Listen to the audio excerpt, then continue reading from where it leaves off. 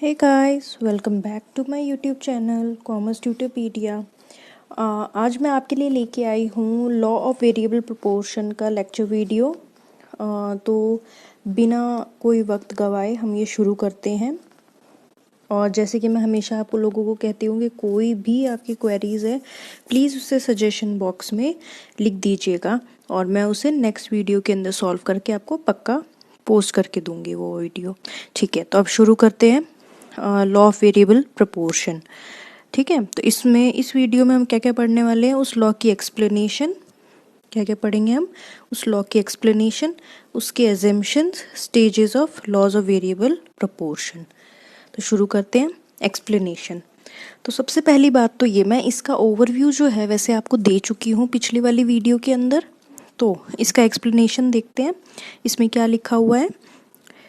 It is discussed under the situation of having one factor variable and another factor being used in fixed quantities। देखो ये चीज़ बहुत important है, हम कभी कभी कंफ्यूज हो जाते हैं कि लॉ ऑफ वेरिएबल प्रोपोर्शन और law of returns to scale का मीनिंग क्या होता है। मैं इन दोनों का जो डिफरेंस है ना वो आपको बता चुकी हूँ, अगर आपने नहीं देखा है तो आप प्लीज़ उस वीडियो को देख लीजिएगा।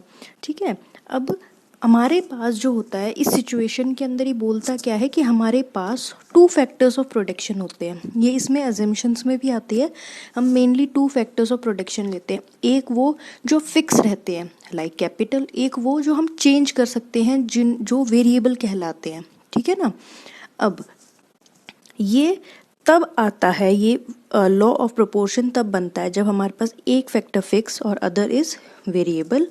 ठीक है, एज द, देखो आगे क्या बोल रहा है ये, as the quantity of one factor remain fixed and other factor variable, this alters the proportion between factors of production and thus causes variation in output due to change in factor proportion।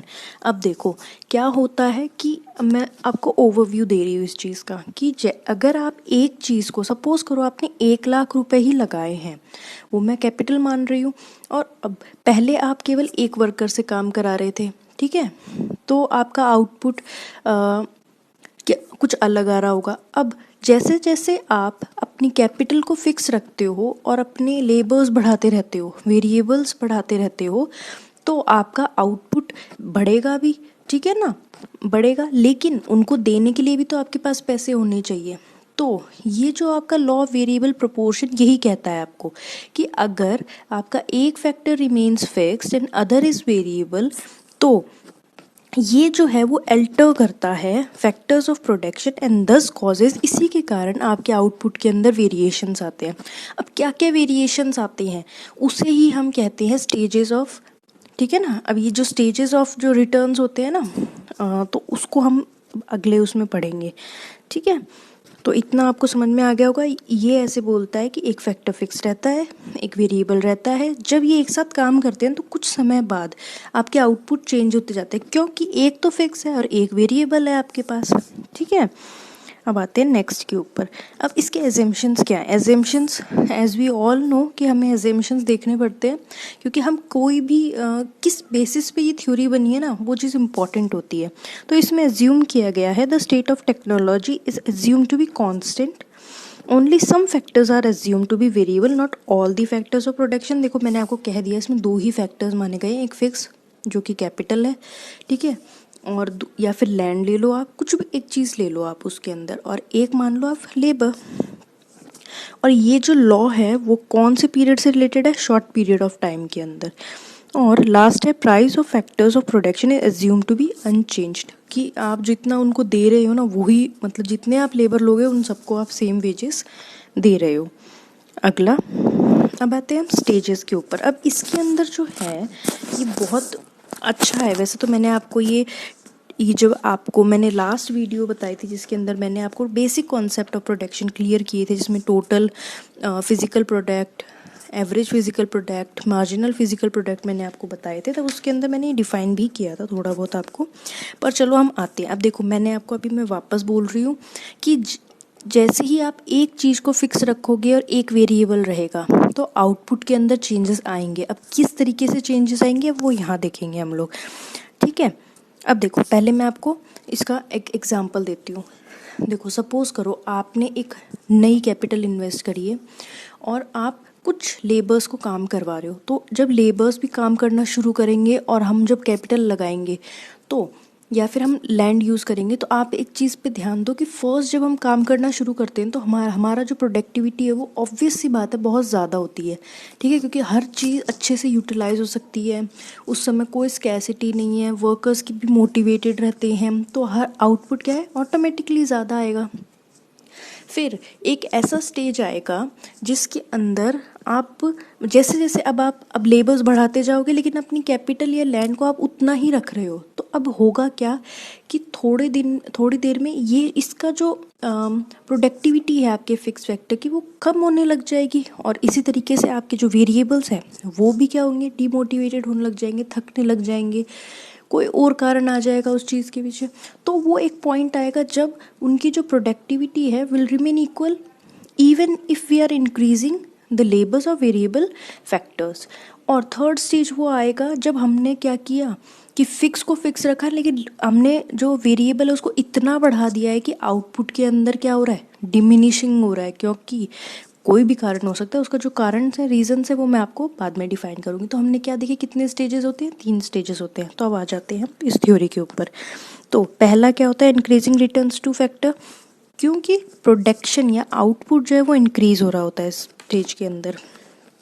Second है diminishing returns two factor, या फिर आप इसको constant भी बोल सकते हो, क्योंकि आपका इसमें क्या होता है कि जो आप पहले कर रहे थे वो पहले कांस्टेंट होगा, वो गिरने लग जाएगी प्रोडक्टिविटी, ठीक है। और थर्ड है नेगेटिव रिटर्न्स टू फैक्टर, कि आप बढ़ा तो रहे हो लेकिन उससे प्रोडक्टिविटी क्या आ रही है, नेगेटिव आ रही है आपके पास। तो यही चीज़ हम इस डायग्राम से भी समझ सकते थे, ठीक है। ये डायग्राम आपको क्या बोलता है, ये आपका टीपीपी दे रखा है आपको, इधर एपी और एमपी दोनों दे रखे हैं, यहाँ लेबर है आपके पास, ठीक है। अब फर्स्ट स्टेज के अंदर क्या होता है, आपके पास आपका आउटपुट बढ़ रहा है। अब आउटपुट बढ़ रहा होगा तो आपका जो एमपी है वो भी बढ़ रहा होगा। एमपी क्या होता है, मार्जिनल प्रोडक्ट क्या होता है आपके पास, कि जैसे जैसे आप एक एक लेबर हायर कर रहे हो तो उससे आउटपुट के अंदर कितना इंक्रीमेंट आ रहा है उसको हम एमपी बोलते हैं। तो जैसे ही आपका टीपी इंक्रीज हो रहा है तो एमपी भी इंक्रीज होगा और हाइयर रेट पे इंक्रीज होगा। अब सेकंड स्टेज पे क्या होगा आपके पास, यहाँ तक फर्स्ट स्टेज है आपकी, ठीक है ना। अब सेकंड स्टेज पे क्या होगा, ये कांस्टेंट होने लग जाएगा, बढ़ रहा है लेकिन उस तेज़ी से नहीं बढ़ रहा जो हमारे फर्स्ट स्टेज पे बढ़ रहा था। और लास्ट स्टेज क्या होगा कि हमारा ये डिक्रीज़ होने लग जाएगा, तो इसके अंदर क्या आने लग जाएगी, नेगेटिव स्टेज आने लग जाएगी, और हमारा एमपी जो है वो हमारा क्या हो जाएगा, इस कंडीशन के अंदर वो हमारा नेगेटिव हो जाएगा, ठीक है ना। अब आते हैं, ये 3 स्टेजेस आपको समझ में आ गई होगी। अब इसका कारण क्या है, पहले रुको, मैं एक आपके लिए टेबल लेके आई हूँ एक एग्जांपल के तौर पे, इसे देखिए। अब ये देखो, ये कैपिटल है आपके पास, it remains the same, labour है वो आप बढ़ाते जा रहे हो, ठीक है ना। टोटल जो प्रोडक्ट है आपका या क्यू जिसको आप बोल सकते हैं वो इंक्रीज होता जा रहा है। एक पॉइंट आएगा जब वो कांस्टेंट हो गया, उसके बाद वो डिमिनिश होने लग गया। इसके साथ ही अब इसका एमपी और एपी पे क्या असर पड़ेगा, सेम टू सेम असर पड़ेगा। ये फर्स्ट स्टेज हो गया आपका जिसके अंदर आपका एमपी इंक्रीज हो रहा था। सेकेंड स्टेज क्या आएगा अब आपके पास, जब आपका एमपी क्या हो जाएगा, कांस्टेंट हो जाएगा, कोई फ़र्क ही नहीं पड़ेगा उसको, या डिमिनिशिंग रिटर्न्स टू। और लास्ट क्या होगा, जब उसको आपका नेगेटिव में चला जाएगा।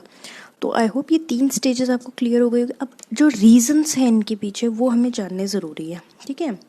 तो अगर फर्स्ट अब जो इंक्रीजिंग हुआ, अब इसके अंदर आप क्या क्या लगा सकते हो। पहला तो ये होता है कि इसके अंदर क्या होता है, फर्स्ट स्टेज के अंदर इसके अंदर under utilisation of fixed factor होता है, मतलब दोनों के दोनों अंडर यूटिलाइज होते हैं। तो उसके अंदर क्या होता है, हम मैक्सिमम यूटिलाइजेशन कर सकते हैं उस चीज़ का, ठीक है ना। अब जो फिक्स्ड फैक्टर है वो लिमिटेड वे में यूज़ हो रहा है, ठीक है ना, एक्सटेंसिव यूज़ नहीं कर रहे हैं हम उसका, कम ही यूज़ कर रहे हैं, इस वजह से उसकी प्रोडक्टिविटी भी हायर आ रही है, तो इसीलिए इस समय आउटपुट हमारा बढ़ता है। अब आते हैं हम सेकंड स्टेज के ऊपर। सेकंड स्टेज में क्या होता है हमारे पास, कि जो आपका लेबर है वो तो बढ़ता जा रहा है, लेकिन ये तो फिक्स है ना, तो बर्डन किस पे आने लग जाता है इसका, हमारे फिक्स्ड के ऊपर आने लग जाता है, ठीक है ना।